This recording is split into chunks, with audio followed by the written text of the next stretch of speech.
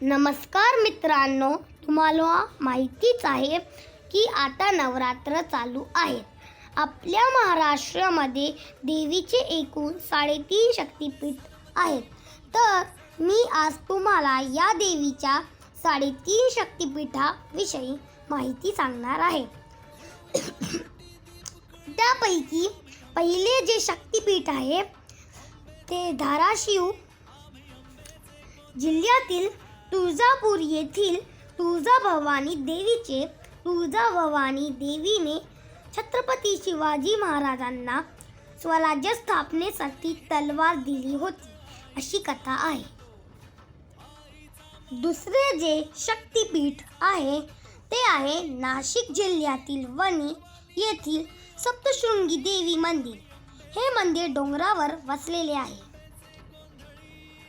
तिसरे शक्तिपीठ आहे कोल्हापूरमधली अंबाबाई. कोल्हापूरची ही अंबाबाई म्हणजे तिरुपती बालाजीवर रुसलेली महालक्ष्मी होय. त्यामुळे याच काळात तिरुपती येथे सुद्धा ब्रह्मोत्सव असतो आणि तिरुपतीहून दरवर्षी कोल्हापूरच्या अंबाबाईला साडी सुद्धा पाठवली जाते.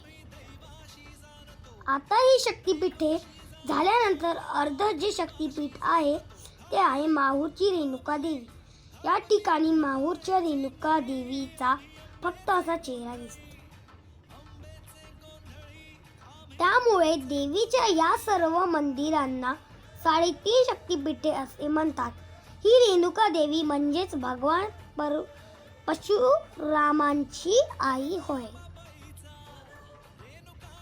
तर ही एकंदर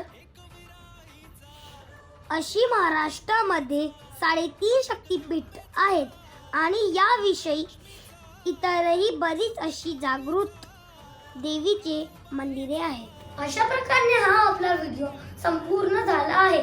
कसा वाटला तुम्हाला 3.5 शक्तिपीठांचे दर्शन? आणि तुम्हाला जे पण इमोशन्स आहे ते खाली कमेंट्समध्ये सांगाल.